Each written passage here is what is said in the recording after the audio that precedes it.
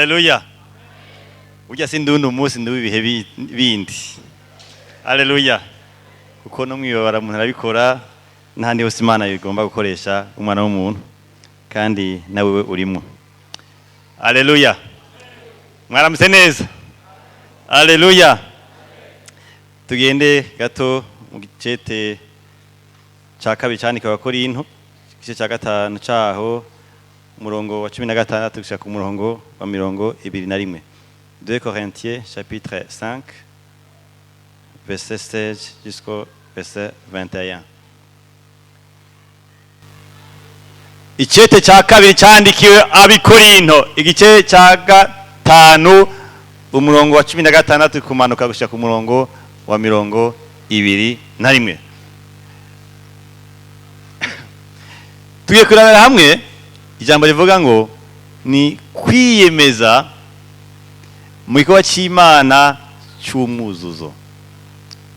L'engagement au ministère de la réconciliation. Kwiyemeza ku muntu jewe na wewe mu gikorwa cyangwa umugambi w'Imana wo kwiyuzuza n'abisi. Turi kumwe? Haleluya. Tugiruko. Uje niho muri kabene data. Haleluya. Tube hano tuganire ku majambo y'Imana ndizera ko ari amajambo mazima. L'engagement au ministère de la réconciliation. Kwiyemeza mu gikorwa cy'umuzuzo, gikorwa cy'Imana. Haleluya. Reka dusome haravuga ngo nico gituma uhereye none tutakigira uwo tumenya ku byo kurukoba. Naho twari tuzi Kristo mu by'umubiri ariko none ntitukimumenya dutyo. Turiko turajana. Nuko rero umuntu wese iyo ari muri Kristo aba ari cyaremwe gisha. Ivya kera biba bihise byose biba bicitse bishasha canke bisha. Ariko ivyo byose biva ku Mana yatwiyujuje ko ku bwa Kristo ikaduha igikorwa cyo kugabura umwuzuzo. Niko kuvuga kuri 19 niko kuvuga yuko Imana yari muri Kristo yiyuzuza n'abari mu isi ntiyabaharura ko ibicumuro byabo kandi yatubikije ijambo ry'umwuzuzo. Nico gituma turi ntumwa bw'ishingo cyande cya Kristo. Imana isa n'ibingingira muri twebwe, turabinginga mu gishingo cya Kristo mwuzure n'Imana. Umurongo wa nyuma, umwe atigeze kumenya icyaha Imana yamuhinduye icyaha ku bwacu kugira ngo turi muri we duhinduke iki? Ukugororoka kw'Imana. Murazi yuko hasigaye iminsi mike kugira ngo umwaka urangire. Ejo nagiye mbona umuntu ambwira ati ndibaza ko mbaye wa mbere mu kukwipfuriza umwaka mushasha wa 2022. Kenshi rero umwaka urangira benshi bitegura gutegura akanyama udushaza dutoto bivaje umuntu akunda. Ariko twebwe hano twifuza ko umwaka urangira tugenda dushoza gushingira intaha Yesu Kristo. Nico gituma trimestre ya nyuma kwezi kw'icumi, kw'icumi kw'icumi ni trimestre y'ishengo twahariye la mission. Kuba umuntu wese ashobora kuba afise ivyangombwa bituma ashobora gushingira intahe umuntu wese yavutse hano mu isi. Kuko hari ikintu Imana ikiragomba gukora hano ku isi. So kuduha inyama, so ubushaza butoto, nuko Imana ishaka kuronka umuntu yatakaye kubira icyaha. Haleluya. Nukuvuga ngo rero hano ano majambo tugiye guhagarara ko mu kurondera icyo agomba twigisha, tujya kurondera kumenya kwiyemeza kugira engagement muri ministère de la réconciliation. Iyo tuvuga réconciliation ni jambo tumenyereye, hariho n'ivyigwa bitunganije byekeye ivyo mu mareta cyangwa amashirahamwe kanaka, ariko ijambo réconciliation canke umwuzuzo ni igihe hariho amatati, hariho abatase kandi hari amatati bishyira ngo hariho uwacumuye n'uwacumuweko. Ariko turi mu ishengero, ntituri mu buzi aho bibanya amafaranga. Turi mu ishengero aho duhagarariye Imana twerekana ngene abantu bacumuye ku Mana. Icyaha cyaje mu itongo rya Edeni cyatuye umuntu ava ku Mana aratakara agenda gukora ibintu bihimbara we bigashisha imana. Umuntu aratakara agenda gukora ibintu bimbara satani, ibintu birimo ubuzimire bituma imana ibabara kandi ikava muri we. Umuntu afise ubwansi hagati yawe n'imana. Mbwa imana ishimwe yuko twe byarakunze. Haleluya. Wabonetse byarakunze. Twe byarakunze. Umwami twaramwakiriye. Twe byarahindutse. Ntitukitangana n'imana ariko turakundana nayo. Tujya kubona ko naho dukundana nayo hari ahandi twatumwe. Haleluya. Imana ishimwe. Hano turi Korinto rero, ishengo ryandika ryari Korinto. Nguko Mineva mu kigogo yibaho. Korinto ryari ishengero ryarose ubutumwa bwiza bw'ubuntu nkuko twabuhagazemo na twe muri kino gihe. Ariko bagiye bara mu bintu bidaha icubahiro imana. Korinto niho twatawe kubona abantu bazana muri bo kwirema ibice. Tugende wa Paulo, ndi wa Apolo, ndi wa Kefa. Korinto niho twatawe kubona abantu babimva ingene wo kwirukana abagore kuko atakibakunda. Tubona ubwibone Korinto, tubona kuzimira ku Korinto, tubona kwangaza imitima ku Korinto kandi ari abantu ubutumwa bwiza bwashitsemwo. Ariko imana yamigomba ingene kosora umuntu kandi none kwimeze. Igihe cyose umutima w'umuntu ugomba kumva, ugomba kurondera ko imana yobaho mu buzima wiwe, umutima w'umuntu imana yama iwushikako. Imana ikorana na Paulo, ikorana na Paulo kugira ngo kino cyete cyandikwe kirashika kubi Korinto. Isanga muri bo bashira imbere vya kamere. Ku murongo wa mbere twasome twavuze ngo guhera umuntu afate yuko atamuntu we tugira ante tukimenya ku rukoba. Nta muntu dukeneye kumenya ivyiwe vya hano ku isi. Ntidukeneye kumenya ingene mwambara, ayo muhembwa, amashure mwize. Ntidukeneye kumenya ingene mureha 2 metres 0,90 1 metre 20. Hari abavize ibitanda babanza kujya gukoresha nyine atazi guterura canke imatera yamagira komande kubera ingene ariye. Kandi ivyo navyo n'umugisha. Hari n'abareha 0,80 kandi Yesu yapfiriye. Habo si Yesu yarapfiriye. Ariko ivyo ntaco bimaze. Hari n'abantu bivye miliyoni 5 batabimenya. Kuko ukuye muri menshi. Niyo bacomora mu porte monnaie yashaka kutabimenya. Ivyo byose ni ibintu vyano kwisi bigaragara. Ijambo ry'Imana dagushikira abantu b'Ikorinto bito ko bakijijwe, ariko Imana arifuza ko bagenda bariyangaje, bagenda bariyemeza muri wa mugambi Imana kugarukana abantu bazimiye isanga bire muri kamere.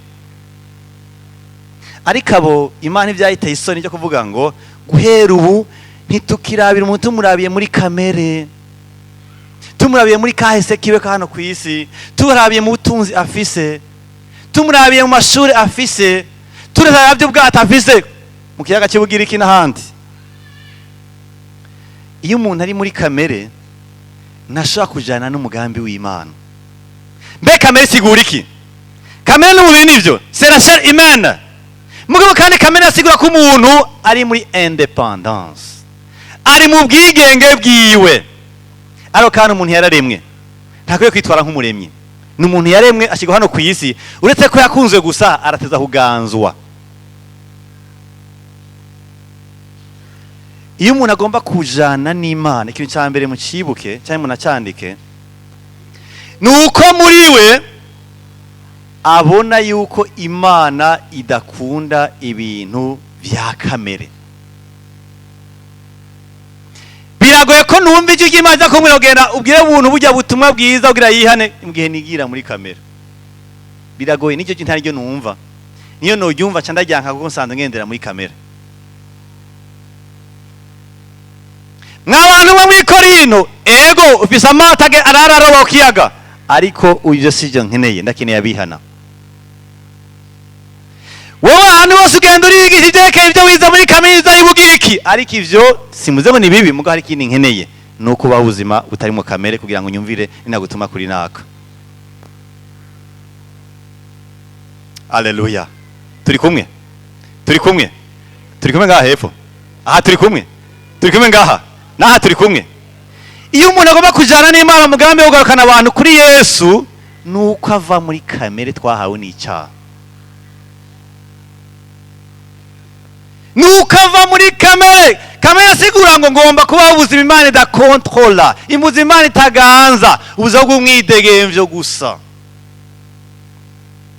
Kamere asigura ngo umutima wanje ufise ivyifuzo vy'umubiri, nivyo nshira imbere. Mu ntumbero zanje zo kubaho muri agenda ni kurya, ni kunywa, ni kwambara, ni kwisiga. Ivyo si bibi, mugabo igihe bifise kuri page yawe ya agenda ariko vyama vyanditse atanemwe wiyumvira bariko barahona, hari ikibazo mu mutima wawe. Biragoye ko n'Imana ikorana na wewe. Mu gihe abonye abantu ubona barebanye na bagufi gusa, ukabona abatunzi n'abakene, akariyo marori ufise, biragoye gukorana n'Imana.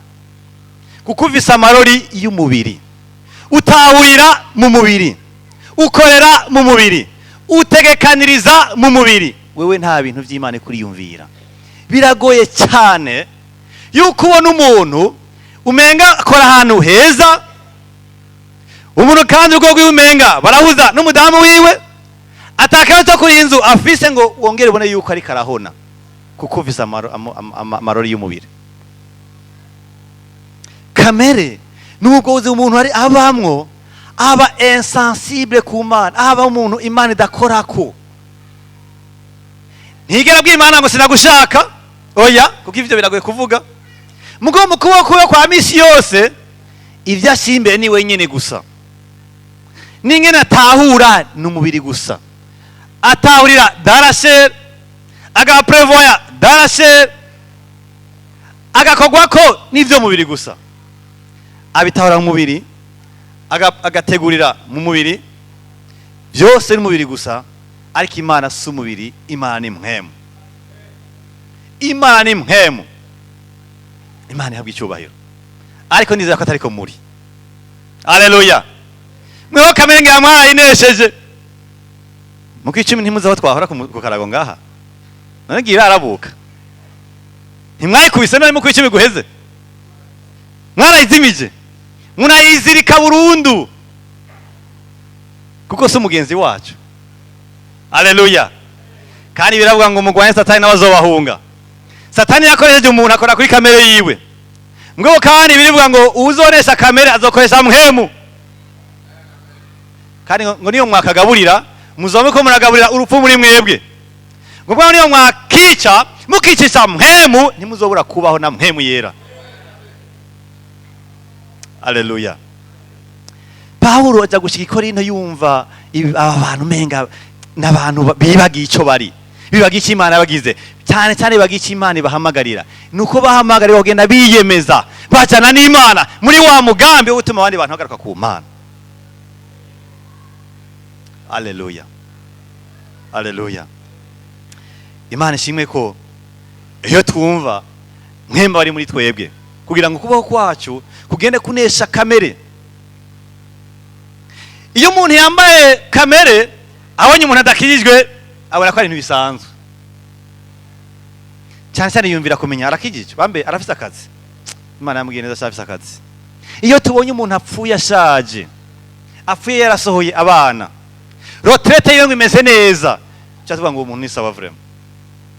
Ariko naho retraite imeze neza, nafise abuzukuru abuzukuruza, uyu muntu ari karahona, ari karahona.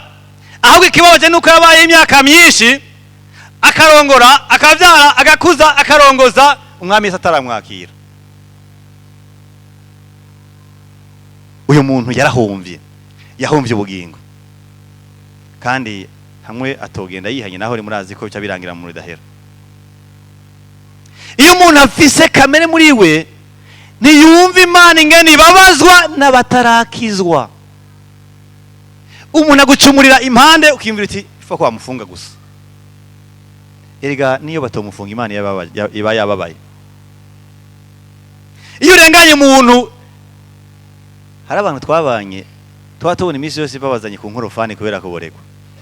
Yimvire kuzana ku nkorofani n'umugabo se wanaka, ubonaka ukabumuzi, hamwe mwigana canke maze guhurira ahantu, kozone ko rasunika n'inkorofani 11:30 zo mu gatondo, bisiba ngo bamusatse barabura ya taxi yo gutaha kugira bamurungike.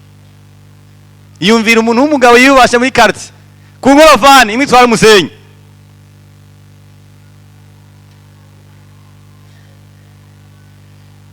turakwiye kwambara amaso y'impwemu. Iyo ubonye umuntu apara kuraba ingene apima n'amahera afise n'amashuri yize, bona uti arakije canke nakijijwe. Nimba akijijwe ndashima Imana, nimba adakijijwe nokora iki kugira ngo umuntu akizwe? Uzorikuranisha kamere gutahura muri wewe. Haleluya, Imana ishimwe. Paulo rero ikintu yagombye gutahuza abantu b'i Korinto kugira muri bave muri kamere, mu gihe bari bazi ngo ishengero ryubahe amato bafise, kagiye bari bafise amato abagira iki cyari gisagara kirimo ubudandaje. Muri bo bariko biyumvira ingene bokwirukana abagore, barondera ingene iteko ryo borohereza, kandi barakiye umwami wacu Yesu Kristo. Muri bo bariko bariyumvira ingene sene ikurikira yozana akavinyu kameze neza, hama Petero akamusukire. Yariyumvira ingene ishengero yotaha ingene hari abantu bicara ku hariya naho nicara ku hariya, kubera yazanye utuzi nazanye kaya kavinyu kamege ariko gusohoka gatariyano. Wari umubiri ahubwo ari n'ubuzimire cyane, kandi vuga ngo barakiye umwami Yesu Kristo. Mbwira ingene Imana yofata abo bantu ngo yabwiye ati genda ubwire ubutumwa bwiza ujya muntu, ntibari no kubyumva. Bego bari kuvuga ikiho, bari baga ivyo bizeye umunsi bakizwa. Tiguhera ubu nta muntu numwe tukirabira mu mubiri, na Yesu ubwiwe yaraje ntituguma turaba ingene yigeze kugabura imikate, kuko yari gushobora kuza kugabura imikate bikarangira ngaho nyene ntatubera umukiza.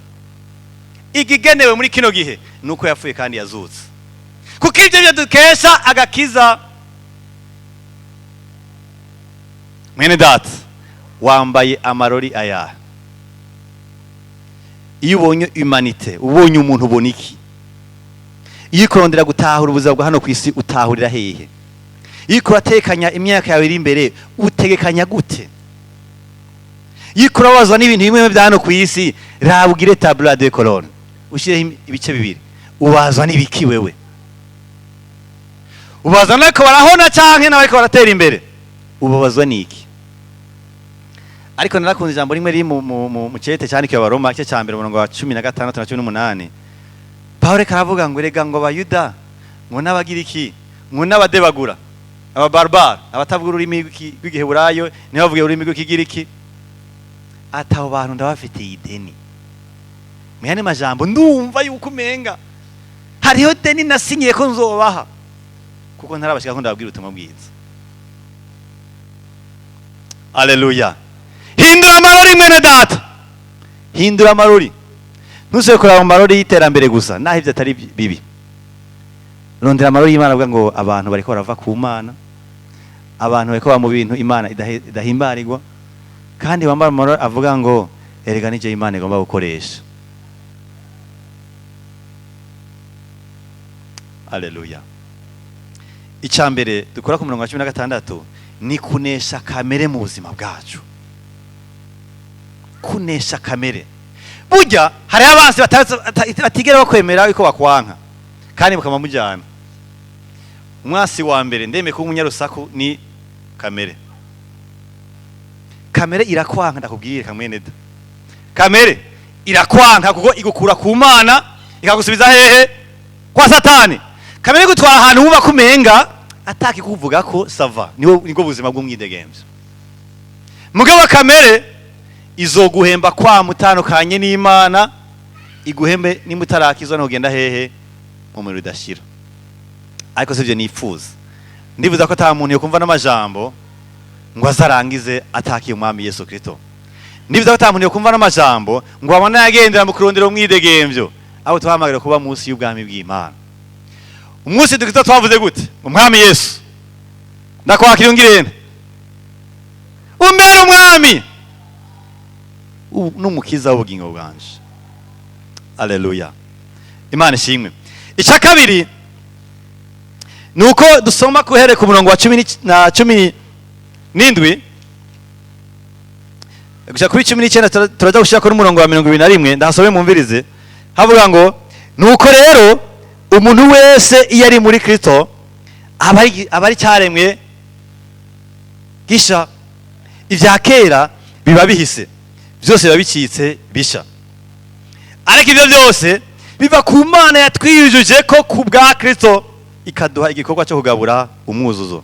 19 niko kuvuga yuko Imana yari muri Kristo Yesu yiyuzuza n'abari mu isi, ntiyabarura ko ibicumuro byabo, kandi yatubikije ijambo ry'umwuzuzo. 21 umwe atigeze kumenya icyaha. Umurongo ndibaza ko umuntu wese yomenya mu buzima bwiwe bwose. Umwe atigeze kumenya, Imana yamuhinduye ku bwacu kugira ngo muri we duhinduke kugororoka kose. Iyi mirongo ndagomba ko idushoboza gutahura nimba byo kwitwifuza kujana n'Imana mugambi wo kugarukana abantu bayo kuri yo. Ndagomba ko dutahura umutima Imana ifise ku bantu hamwe n'igikorwa yakoze kuri bo. Bibiliya yavuze ngo iyo umuntu ari muri Kristo Yesu, ivya kera bibagize nte, biba bihise. Kamugabo rero ivyo ntibize isoko bita Paulo cyangwa pastori cyangwa umuvyeyi wawe, ngo ivyo biva ku Mana ubwayo, kuko yagize nte, kuko yatwiyujujeko. Ku isi ibyo tumenyereye, iyo umuntu yacumuye abafise uwo yacumuyeko, kandi bica bituma haba separation, utandukana. Uwacumuwe ko yababaye ararindiye yuko wacumuye nawe azagira nte kumusaba ikigongwe. Imana yacu yagize exception, yavuze ngo uwacumuwe ko niwe agiye kurondera uwacumuye. Ngo rero ngo Yesu ari ku musaraba abambwe, ngo Imana yari muri we. Niyafata ba bantu bacumura, ba bandi b'ubusamanyi butandukanye, ba bandi b'ubwibone butandukanye, bamwe baraguza za mboregwa. Ntiyavuze ngo muri mboregwa, muri abasamanyi, muri abasuma, bari basanzwe babizi, ntibigende kubibasubiriramwo. Ngo mugabo yakigirane, ngo yacibiyegereza. Ntiyasiye ngo guharura icyaha ku bantu, ariko yagirane yayikira bikwegerako. Ibi mwabyumvise kabeneda. Haleluya. Imana ihabwe icyubahiro. Tumenyeye wacumuwe ko atagenda ahantu hawe nyine ngo bazoza kunsaba ikigongwe.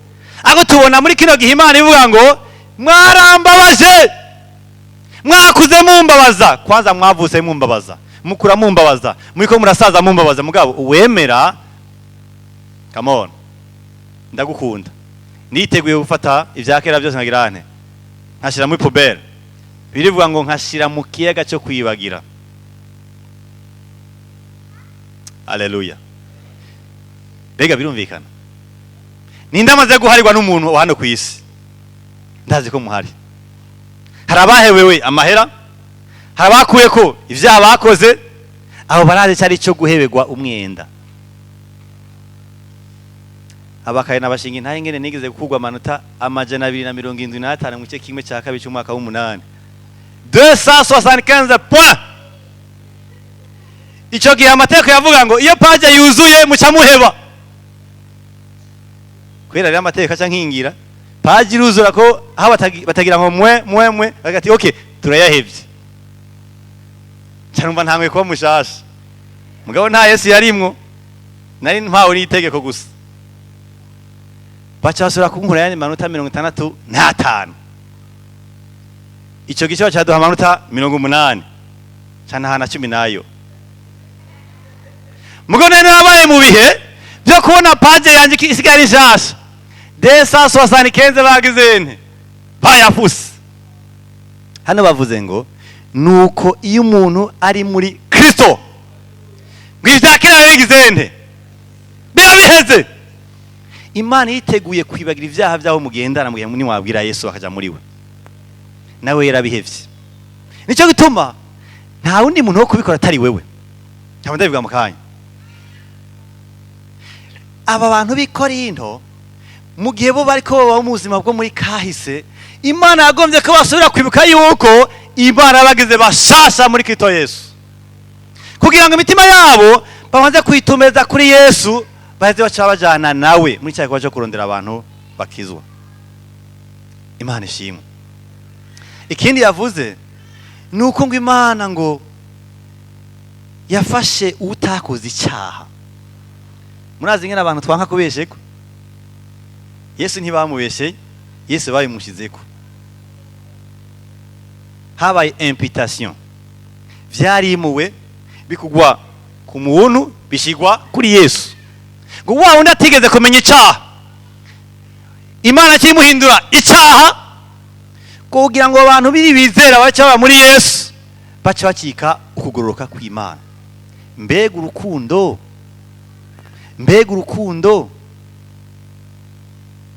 mbega birasiguritse mu bwenge bw'umuntu. Bisigura ngo Imana yafashe yambara isoni zari kuri jewe nazihawe n'icyaha. Imana ifata yambika Yesu ibyaha bituma yitwa uwanduye mu nyonga z'Imana, kugira ngo wewe wo muri quartier hajya na ya myaka yawe na kakahise kawe ushoye gushika imbere y'Imana ukunzwe. Bisigura ngo Yesu yemeye gukwambikwa ubusa nabo yaremye, atakiri ikintu na kimwe ibironderamwo ari ukirondera wewe gusa. Bisigura ngo Yesu yambaye umubiri kugira ashobore guhanwa, kugira ngo wowe ucugirane ucurengane igihano woronse. Nizera ko mvuga mu Kirundi birumvikana, birumvikana. Mbega hajya muramaze kwiha umwanya kwiyumvira baguteye umusumari umwe w'ikiraro, apaniye ku mabati, umwe w'ikiraro. Birumvikana mbwiye ng'umuntu akabikora ari Imana. Mbega uriyumvira uri gusa ku musaraba, abagabo uzi ko bafise n'ivyaha bagenderamo bakubambye ukanavyemera. Mbega birumvikana mu bwenge bwacu mu gihe umuntu azi ko ikintu cyose yovuga, niyo yovuga ngo isi yubame yo cyayubama, akaca yihangana muri we abona akagabo kitwa Matayo. Ngabo sijya ntumwa n'undi muntu mfasha karorero, Matayo yamututse ngo ni wikize.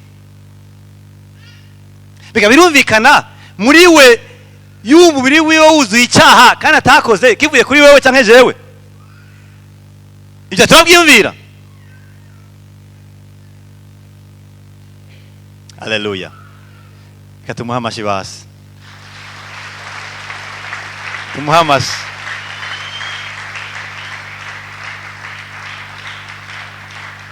Nico gituma yavuga ngo nanje ninamanikwa, niyo namanikwa nzokwigera ko benshi kwera bazodepoza imitahe, badepoza amadiplome, badepoza imiduga, badepoza imyaka bafise, babone ko ari abanyavyaha batumbereje ndi ku musaraba. Iyo ugomba kwifatanya n'umugambi w'Imana wo kuzana abantu kuri Yesu Kristo, ni ngombwa umenye umutima Imana ifise kuri abo bantu. Ubwo rukundo birivuga ngo nta rukundo ruruta uko umugenzi yigura mugenzi wiwe. Nta naho bigira biboneka. Petero murazi ko kubera akunda gutanga amasezerano abwira Imana, harageze igihe abwira Yesu ati wewe asha aho uje ndagenda kandi uko kwigura no kwigura. Yesu ati ahubwo rero wewe uravye nabi, inkogo itarabika gatatu uzobwizene. So umaze kunyihakana. Egaya Petero ntiyeka aresoroka Yesu, yaravyumva. Egaya yaravyumva. Ngo yavyumva ataramenya yuko akiri muri kamera. Cyo tuma benshi amasezerano menshi ku Mana aba menshi. Mana ukamakazi umuroni wa mbere ku mfuvyi. Mugabo inge ashike kurabe. Tamwe kugira besoin 12 millions. Aho nkeneye ide n'ahandi kugira ni kwiza. Umuntu ashaka kwihenda. Ariko umenye ingene Imana imeze. Ukiyumvira ukuntu ibabazwa n'abanyavyaha. Ukumva ingene yumva ibabaye, ibonye umuntu yaremwe mu ishusho yayo ariko batari mu migenderanire, irababara cyane. Wiyumvira gute iyaba bashaka kutwereka ingene Imana yari imeze Yesu ayikaramwa ku musaraba? Abantu bose baca bihanira icyarimwe. Benshi udukoreye ku mwana n'induru mu rupango. benshi uhanye umwana we kw'ishuri n'induru kw'ishuri kandi ari gihano. Ariko Yesu yari umwana w'Imana unique, umwe Imana iramutanga, ababazwa ibona, atonagurwa ibona, yambika ubusa ibona, aracurirwa ibona, yitwa amazina yitirirwa Satani ibona, kuko ifise iki kirarondera kuri jewe na wewe. Bisigura ngo Imana yafise umutima dukwiye kurondera gutahura. Turakeneye gutahura uko Imana imeze. Niyo twatahura uko Imana imeze cyo tujana nayo. Niyo mbwira ngo vyuka saa 9 y'ijoro itiro rikimeruko hamwe yasafatanye imanuka hajya hepfo, giye mbwira ujya ko ndamukunda ntagi cyo renzako wogenda wamaze gutahura uko Imana imeze. Wogenda nimbuza uko Imana imeze. Benshi rero dukunda kubona kumenya Imana ikoze nka twebwe, ko tudaharira nayo ntiharira, ko atamwe dufise nayo ntazifise. Ariko suko Imana imeze, ntibeze nka wewe. Imana irarizo n'abariko barahona, irarizo n'abariko barahona. Irafise amajambo yagiye yita muri Bibiliya kugira umuntu ashobore noneho gutahura uko Imana imeze. Hamwe Bibiliya yavuga ngo mwebwe muri imbonero zo mu maso yanje. Muze murabona iyo haje umuyaga mwinshi umuntu cyakora girane azira mu maso, ahandi basaremera hakababara, kuko mu maso uretse ko hatari ahantu hakomera ni n'ahantu hafite agaciro gose. Bisigura ngo umugambi w'Imana, Imana irakunda umwana w'umuntu cyane, kandi naho imukunda ikundije wewe. Niho rero dukunda kwibagira urukundo rw'Imana igomba gushikana ku bantu, igomba gukoresha jewe na wewe. Ubutumwa Imana yarutse muri Yesu Kristo irarondera ko buvugwa nande na jewe na wewe. Imana ishimwe. Imana yatwise kandi abageni kugira ko tuzi nyine abavyeyi bacu barehanije, kuko tumaze kubona abakunda bari ko bitegura mariage, kuko tuzi urukundo ruri hagati y'umufiance w'umuhungu n'umufiance w'umukobwa. Iyo twise umugeni Imana avuga ati kumira ashaka kuguruka amaso bakaca babona ingene nkunda umwana w'umuntu. Nico gituma Imana yagomba ko umutima w'umuntu yumva ko akunzwe, kandi Imana ikunda na mwene data ari impande yiwe. N'ubundi muntu ari impande yiwe niyo bafise ingeso nziza mbi, niyo batatwemera canke atatumvira, uwo muntu nawe Imana yagirane iramukunda. Hano yaravuze ngo ni ntama zazimiye, kugira ngo yerekane yuko umwungere n'intama bafise imigenderanire, cyane cyane umwungere bakunda intama, kandi izo ntama nazone ziba zifise muri zo kumva ko zokwisuka ku mwungere. Cyo bituma izuba ryase ziraza aho yicariye ziramurondera, kuko zizi yuko azikunda. Ivyo byose twabwira ngo umwana w'umuntu ashoye kurondera ingene amenya ingene umutima w'Imana umeze. Haleluya. Mbega urakunda umuntu? Urakunda umuntu? Ego basi mungire uku, urakunda umuntu? Ega nurabe ibyo bakugiriye nabi hariya kwishuri hariya mu kazi. Kunda umuntu. Icyageze twasiganye nayo cyavuga ngo ukunda Imana yawe n'umutima wawe wose n'ubwenge bwawe bwose n'inkomezi zawe zose, ngo ukunde kandi mugenza wawe nkuko uyikunda. Birafatanye. Gukunda umuntu si gukunda wawe ndahora kugurana amahera cyangwa mutwengiranira mutahurana. Uyaye Yesu yavuze ngo ugoroka kwawe niyo gutaruta kwa nyamahanga cyangwa abafarisayo, gusa urukundo. Iyo ukunda umuntu uragutiye umuntu arakeneye Yesu. Ikintu numva no muhaca agaciro nuko namubwira Yesu akihana, akaba hano kwisabiza ubugingo, ariko ibyizero byo kuzomubona ari mu bucuti bwiwe n'Imana. Nicyo kintu cya mbere utanga ko mukado hano kwisi. Imana ishimwe. Haleluya.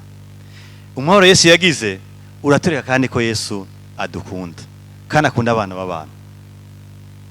Yesu yarababajwe kugira ngo umwana w'umuntu ashoye kugira ante ashoye gucungurwa, kandi abo Imana yacunguye bivuga ngo ntitubarandagurisha ibyo tujya cyangwa ntitubutume basubira inyuma kubera ingeso zacu. Abadabwa mu kanya bene data, isi iriko irahona, murabibona, bamwe bikira nahera kandi ikirana n'ivyo, ariko impande yacu haba ariko barahona. Abo turazinanye, abo n'abagenzi bacu, abo turakorana, abo barafise ingene batwitako, batuza kutwitura mu buryo ubu canke buriya, abo turanikiranira ku munsi, abo turafise uburyo dushobora guhura ko turabarongoye canke hari amanama amashirahamwe kanaka agenda duhuriramwo. Abo none biri bugende gutembaye wa wundi, abo nuko ubanza kwambara amaroti. Aba bantu turahuza, turakundana, ni baramwanje, ni beau-frère, ni databukwe, ariko aba bantu bakeneye Yesu. Uzotanga kwambara amarori y'Imana. Icya kabiri, uzota wiyumvira none abantu bakorera iki? Nicyo bituma wereka umurongo wa 19 ngomba gusobana hamwe na 20, ndarondera agace kamwe bavuga ngo niko kuvuga yuko Imana yari muri Kristo yiyuzuza n'abari mu isi, ntiyabaharura ko ibicumuro vyabo, kandi yatubikije ijambo ry'umwuzuzo. 20. Nicyo gituma turi ntumwa mu gishingo cyande cya Kristo. Imana isa n'ibingingira muri twebwe, turabinginga mu gishingo cya Kristo, mwuzure n'Imana. Turabinginga mu gishingo cya Kristo Yesu, mwuzure Imana. Aha batubwiye iki? Bitubwira ngo Imana ngo yatubikije ijambo ry'umwuzuzo. Uranze kubona umuntu aguhaye ikintu cy'agaciro ngo hekimbikire nzoza kugitora, ucubika ahantu ubona ko atawundi muntu azogirane azokorako, kandi atani ibibazo bindi byo hashika nk'inyenzi, nk'imbeho, nk'ifira cyangwa ibintu, kugira ngo icyo kintu uzugirene uze ukimushikize kimeze neza nkuko yakiguhaye. Ariko ivyo nivyekeye ibintu bikowako. Hari ijambo ngo twasigiwe gika ijambo ry'umwuzuzo. Mbega riri mwiki ijambo ry'umwuzuzo niriza gutuma uwacumuweko n'uwacumuye basubira kuyambirana. Ni rya jambo rivuga igikorwa Yesu yakoze ku musaraba. Ni rya jambo ribwira abantu ko bashobora guharirwa ibyaha byabo. Ni rya jambo ribwira abantu kwihana ibyaha byabo. Ni rya jambo ribwira abantu ati naho muriko bigenda neza mu buryo bugaragara, hariho ubuzima bundi buri imbere, mukwiye kwiyumvira iyo buzorangirira. Ni rya jambo rishobora abantu bakumva ko by'ukuri yuko Imana ishobora kwakira imitima yabo.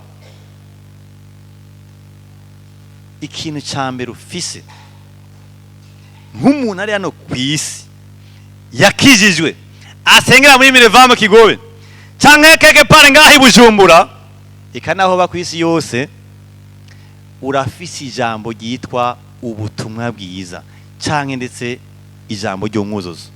Ni bimwe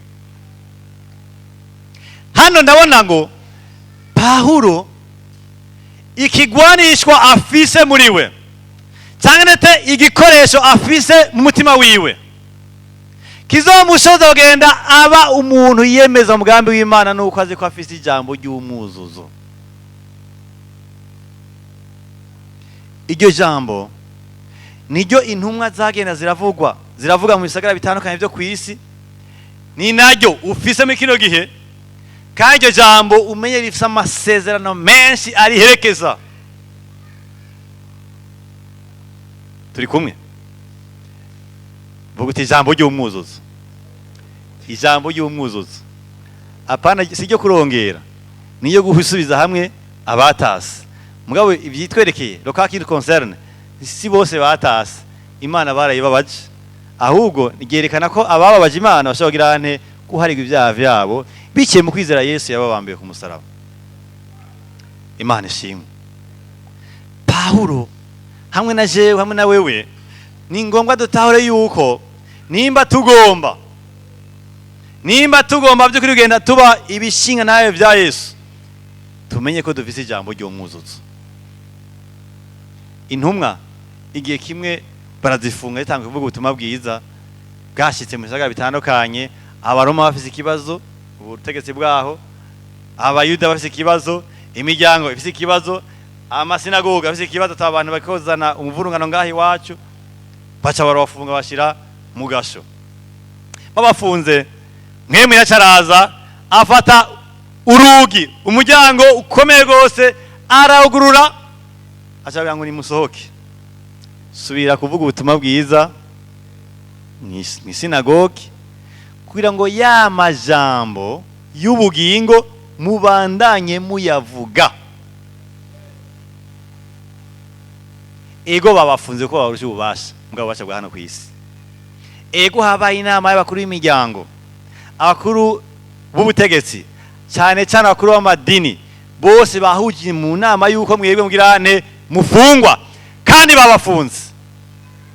Mwana ntabasamaze, turiko turondera ingene isi yomenya Imana. Haleluya.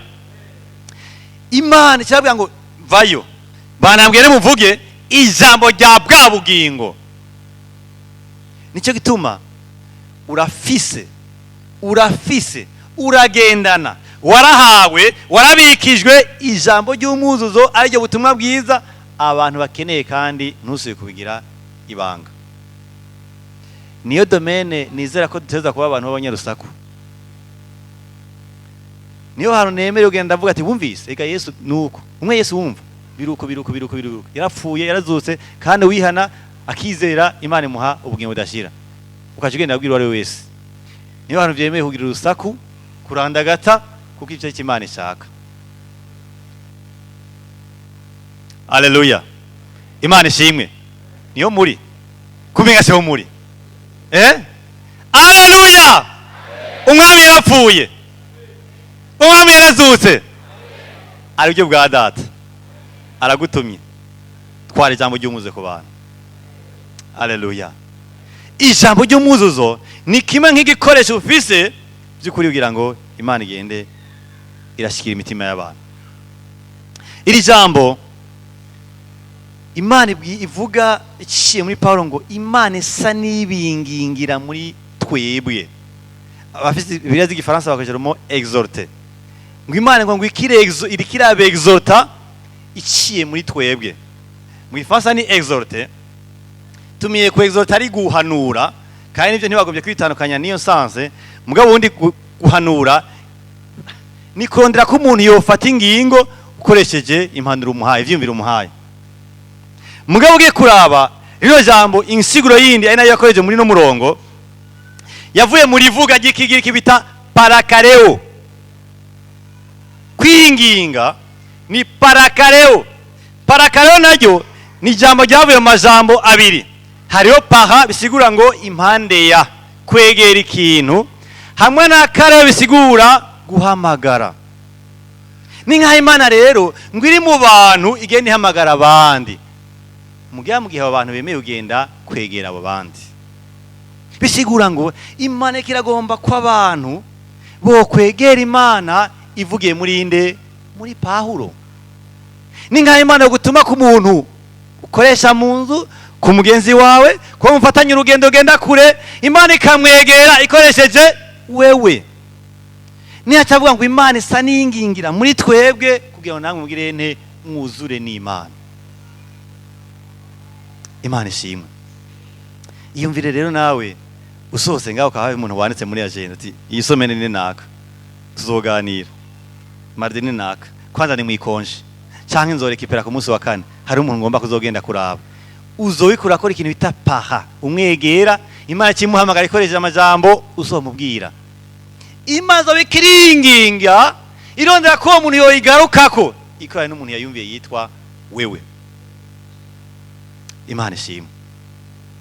Parakareo, exhorter, ukonvenka par un argument, bigashoboka yuko umuntu wamubaye hafi. Ikibazo kihari ni iki? Nuko usanga twebwe tugiye ahantu muri bus tuca dukoresha doctrine ya silence, tuca duhora no mukoko kwacu kwa misi yose nta bagenzi usanga tugomba kujamwo, ntituganira n'abantu. Ariko none biravuga ngo mbega mu cete c'icumi c'abaroma 10:14 ngo bazokwambaza bate uwo batarizera? Hoho, bazokwizera bate uwo batarumva? Myani majambo, hariho igikorwa giteza gukurwa hano ku isi. Uko emera kose Imana mwibuke ntiyagombye gukorana n'abamarayika. indarabwiye ubutumwa bwiza n'umumarayika hano ku isi.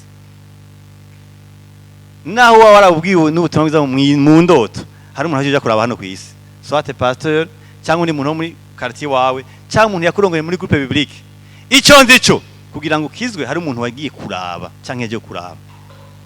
Ubutumwa bwiza ntibwahawe abamarayika, bwahawe umuntu. Kandi nta n'abavugisha Imana yagomye gukoresha. Ego mu isaro rya kera barakoze, barabwira ibihugu n'ibisagara ati mwihane gaga kumana vamo kwaguza kwanyu, ataruka Imana igiye ko barandura. Niko byakorwa mu isaro rya kera kuko Yesu atari bwafe. Ariko muri kino gihe Imana ikora n'umwana w'umuntu yamaze kuvuka bwa kabiri, jewe na wewe. Muri kino gihe kugira Imana ishikira umutima w'umuntu ikoresha uwundi. Nivyo Aburahamu yarakoze ko waciwe, Moise yakoze ko waciwe, Ezekiel uko nyene na Yesu uko nyene, ariko harakenewe wewe ufashijwe na mpemu yera. Imana ishimwe. Haleluya. Imana ishimwe. Niyo wemera ufise ibintu bitatu bikomeye kuvuga nyarutse. Urafise ikintu cyane bita ryaja mu ry'umuzo navuga. Iryo rero ntibarigura, ntibariteresharja, urarifise nujya Yesu wizeye. Nizera ko wakijijwe. Nimba ukeka rendez-vous après culte. Shorondera pio cyangwa undi mukozi w'Imana hano. Ariko icyonzi ico. Nimba warakijijwe, urafise ijambo ushaka gushira umuntu kandi yaryumva Imana yarikoresha, uwo muntu arakizwa mu izina rya Yesu. Imana ishimwe. Icya kabiri, urafise intahe, le témoignage. Warozi ko ubutunzi, kimwe mu biranga ubutunzi ufise mu mutima wawe ari intahe. Bantu murondera imitahe, n'abandi barondera bashira imitahe, ubanze wemvetise muri témoignage. Isi irakeneye umutahe witwa intahe zacu. Intahe zacu niwo muti isi ikeneye. Nturondere, ntuje muri birebire. Igisagara intahe ibonekeyemwo umenye ko cyamaze guhinduka. Filipo arahunga nkuko abandi bose bahunze inkota y'abami b'Abaroma, asanga mu gisagara ci Samariya bari mu bigomana bitandukanye, ata munezero ngo uhari. Arashika atangura kubaho ubuzima bwo gukora ikowa cy'Imana. Baramubona baramwitegereza, kandi ngo n'Imana ibara nawe mu buryo bw'ibitangaza. Bagati ibintu rero twe turisiga imiti y'imikundanya, imiti yo kutankwa, imiti ya business, yo kumenya mu ishure, yo gutegwa mu murongozi, ariko rero byatuma imitima yacu igenda kure. Tugiye tubihebe, tugiye kwikira umugabo. Birirwa ngo ico gisara ngo cyarahindutse, kiba ngo gifise umunezero kuko hari umuntu umwe yahaje bita Filipo. Maja gusoma iyo nkuru mu byakoze nka 8 bere ku murongo wa mbere. I Antiokia abantu baragenda aho ntibari bahunze, baragiye muri Champ Missionnaire, bariko bakora ibikorwa byo kuvuga ubutumwa bwiza. Barashika Imana bakoresha ibikorwa bitandukanye. Mugango abantu beko raraba cyane cyane abantu bumvise amakuru ya Yesu, bona kiyagihe baragenda isagara bitandukanye, baritegereza, barabakizwe n'abagenda, bavuga ngo abantu ngo n'abakristo. Ijambo ubukristo baribagize nte rirabayeho. Byasigura ngo abantu iyo basomboye ntibagusubiza. Aba bantu iyo batutse cyane n'abatahure ntibakuyimyoza, ntibanaguhigira, ntibanakwidogera. Abantu nibabwiye ko ari abarozi barihore bakitwengera. Abantu rero n'abakristo, igisagara kiba kiramenya Imana. Imana ishimwe. Umunsi wa Pentecote habaye intahekane 3,000 kuko bakije ari 3,000 abagabo, abadamu n'abakobwa ntibabavuze. Dufashe ko abakobwa ari bo benshi ngira bacha barenga 6,000, cyugizana kabiri kaduza 3,000 bakirijwe rimwe, biroshe kubakurikirana. Harimo abantu bafise imiti yo mu kiyaga, bazi ko bakoresha imiti mu kuroba. Harimo abantu baharitse kuna kuriya. Harimo abantu bagiye bari cyane abantu hagati yabo. bose bahanze amaso intumwa 12 kugira ngo bagire ente bazifashe gutungana. Barahabwa impanuro, barazumvira, baraja mu maserire, baragenda barumva kuganirizwa gutandukanye biciye mu migwi y'abantu barimwo. Abo bantu birivuga ngo bashimwa n'abantu bose, kandi nguhoraho yama ariko arabongera abakizwa kubera intahe. Erega higiye umuntu avuga Yesu ukamenga muvuze ko ari umuporoti. Yesu nani si umuporoti, tuvuga Yesu hako je neza vuga Yesu. Hazogera igihe uvuze Yesu babone ko ari Yesu yaguhinduye, apana Yesu y'igiporoti. Ko ntawe dukeneye Yesu y'igiporoti, dukeneye Yesu yabambwe, dukeneye Yesu azura umuntu, dukeneye Yesu ashaka gutuma umuntu ingeso ziwe zitungana, dukeneye Yesu atuma umuntu yumva yansisi agakunda umwami n'ivyiwe. Ubu niwe Yesu tuvuga, si Yesu w'umuporoti. Intahe i Yerusalemu irakwira, aho bamwe bitatu bakirizwa, bakabaraba bakasoba, bakabaraba bakasoba, bagendangira bakabaganiriza, bakumva ataba abantu barashimitse by'ukuri. Kandi ngo byaca bituma abantu baca bagenda bagira ante, bagenda barakizwa. Imana ishimwe. Nagenda kwiyumvirire ko wofata umutahe wawe ugashira mu kwihana kwawe, kubaho ubuzima bw'umuntu yamaze kwakira Yesu. Ibi ntibiryoshye kumva kumenga bituma tutaryoherwa. Mbwa nibwo butumwa. Ega ufu munoneka mbwa nkakira. Iyo umukristo abuze intahe ati migisagara kiboregwa, ati umuryango wiwe uboregwa. Yesu ashimwe kawe gacika n'umuporoti. Nivyo nico tumavuga kujya. Harageze igihe tuvuga ngo Yesu ashimwe, bikavuga ngo ni Yesu wawe ndi yamuhindura. Haleluya. Petero umunsi umwandikira icete arabwira ngo mugire ingeso nziza mu banyamahanga, kugira ngo no mu byo babavuga nabi ko muri abasuma, ko muri ingeso nziza mbi, kuko nyene umukizo ashaka kumubeshera, muganga umunsi Imana izobagendera bazashima Imana. Nagenda nabwire yuko barashaka kuvuga nabi mugabo kandi bakubona. Niyo baba bakubona tijya muntu by'ukuri muvuga ibindi vrema, ujya muntu ni muzima, kuva atanguye gukizwa hari byahindutse. Imvugo yiwe harimo umunyu. Imana ishimwe. Le témoignage ni kimwe mu gikoresho Imana ishaka gukoresha kandi yiwawe kugira ngo abantu bamenye Imana. Turi kumwe? Haleluya. Ese Imana duyo ntahe. Ntibisigura ko tugo turondera ko abantu bose bodushima, kuko hagiye bigora. Mugabo bisigura ngo uronderewe ntubinyanduruko yuko izina ry'Imana ritukwa. Ugarukire ngaho. Ndazi ko Imana zoshobora ko abantu batahura igikorwa cy'Imana. Haleluya. Icya gatatu ufise, urafise ikintu bita une bonne action, igikorwa cyiza. Ni ikoresho cya gatatu. Icya mbere twabonye ngo ni ijambo ry'umuzuzo, ubutumwa bwiza.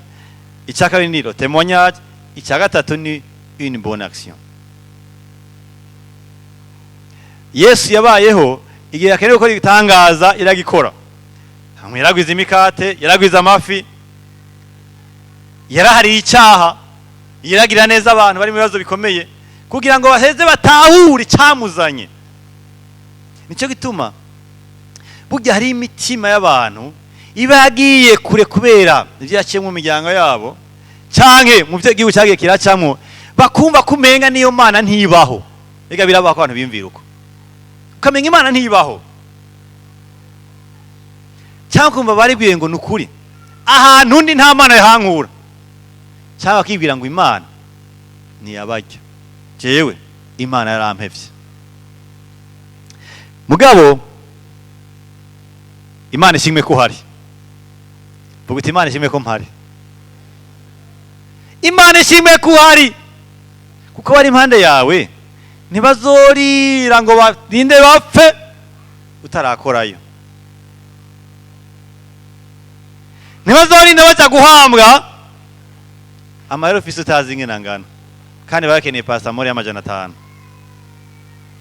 Iyo ukoze igikorwa cyiza ku muntu ari hano ku isi, apana kubikora umukizo gusa, umuntu wese yavutse hano ku isi, uriko uratuma muri we agira ukundi kwiyumvira, kandi yumvira yegera ya Mana. Uriko uratuma yumva asubira kuronka ivyizigiro, ivyo ataronse muri se, ntabihabwe n'igihugu, ntabihabwe na detere w'ishure. Uriko uramuha kwiyumvira ukundi, kandi yumvira atumbera kuri ya Mana. Ico bica bivyara niki? Nuko bica bivyara ubucuti hagati ya wewe wabikoreshejwe na wa wundi yabikorewe. Iyo wabyitwayemo neza, ujya gusanga uronka akaryo ko kumushikiriza inkuru nziza ya Yesu. Imana ishimwe. Turi kumwe. Turakere kuba abantu bakora ibikorwa byiza, kuko isi irakeneye ibikorwa byiza. Hari abantu muri twebwe cyangwa impande yacu bafise ibyo bakeneye, amabesoin physiologique, ivyo kwambara, amafaranga y'ishuri, amafaranga yo kwa muganga, amafaranga yo kuriha inzu. Abantu bafise ibibazo byo kwiyunguruza. Mbe murazi ko lift ishobora gutuma umuntu amenya Imana? Sa? Neza cyane. Ijambo ryo kuremesha wabuze rishobora gutuma havuka ubucuti hagati yawe nawe, hama kaza ubutumwa bwiza Yesu akaca yishira umuntu byoroshe. Imana ishimwe. Umunsi wese arabaza ati, umuntu umufarisayo aramubaza ati, mbega Yesu kubuze ngo dukunde wewe n'abantu, mugenzanje ninde? Yesu ati, ejo bundi hariho umuntu yavuye Yerusalemu atumbera Yeriko, aramanuka amagwa mu bambuzi, baramukubita basigara umuntu yopfa. Ati haca haza umuherezi mukuru, ariwe muntu yitwa ko yatwara nk'ishengero mu gihugu, aramuca impande aramuraba, aca aribandaniza mu rugendo mutwara Yeriko. Haca haza n'umulewi, nawe nagira ante aritegereza, nawe nacaragira ante aribandaniriza. Iyo nkuru iri mu butumwa bwiza bwanditswe na Luka igice cy'icumi.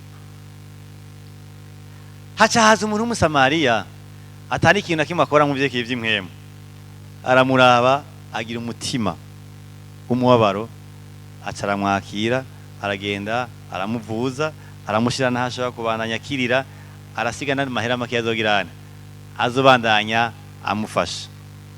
Yesu ati, wumva mugenzi wo muntu arinde. Mbega umulewe iyo acaza kwigisha mu ishengero harimo wa muntu yakira, mbega umuhezi mukuru bamutumye kugura conference ivuga butumwa ati mugire umutima w'Imana, uwo muntu yeko byakira byako bigoye. Ariko wa muntu atarangwe na serire, ntarongore departement, ntagere ikintu kimwe akora mu byo bimwemu, mugabo yashoye kuvuza uwo muntu, niyo wamuha intahe ati bantu b'Imana dukundane basha, uwo muntu azovyakira kubera yashoboje wundi kwiyumvira canke kwegera Imana, yamushoje kwiyumvira uburyo bwegera Imana. Imana ishimwe. Turafise responsabilité yo kuba tuba hafi y'abantu bafite ibyo bakeneye, kugira ngo tubikoze sivyo gakiza. Ntitunabwira ngo bakizogira ngo babituronkeko, mugabo bija kuvyara ubucuti buja kudushoboza gushingira intahe Yesu, kandi Yesu akaca atahurwa mu mitima y'abantu. Imana ihabwe icyubahiro. Haleluya. Mbega tuvuye duteka shengero ry'Imana, nuko Imana ifise umugambi wo kwizuza n'abantu bayivuyeko, kandi uwo mugambi niwo ifise hano kw'isi.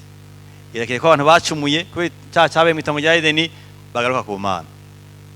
Mugabo kandi aho bihimbariye, Imana igomba gukorana nande na wewe na jewe, kugira bimere neza binakunde.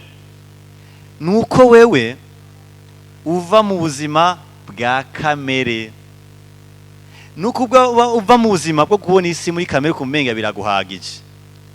Ikindi nuko bisabwa yuko ugira umutima w'Imana, ukakishira mu kibanza cy'Imana, aho yitegereza abantu kabona ko bariko barahona, hamukumva yuko nawe ico nyene byagushitseko, ubwo tongiza wakiriye uwo muhagira w'ivyaha wahawe, ubwo bugingo ugendana iryo zina ryawe riri mu gitabo cy'ubugingo nawe byoshikira no ku bandi. Imana ihabwa icyubahiro. Kandi wahawe ibintu bitatu ndabisubiramo. Warahawe ijambo ry'umwuzuzo ariko ubutumwa bwiza ushobora kugenda urabwira abantu uri mu kwihana ukwizera. Mugabo kandi urasabwa intahe hano ku isi kugira ngo iyo ntahe itume abantu batahura ivyo vya Yesu wumva. Mugabo kandi urahabwa amagara gukora n'ibikorwa byiza bituma abantu batahura n'ivya Yesu. Imana ibahezage duhaguruke.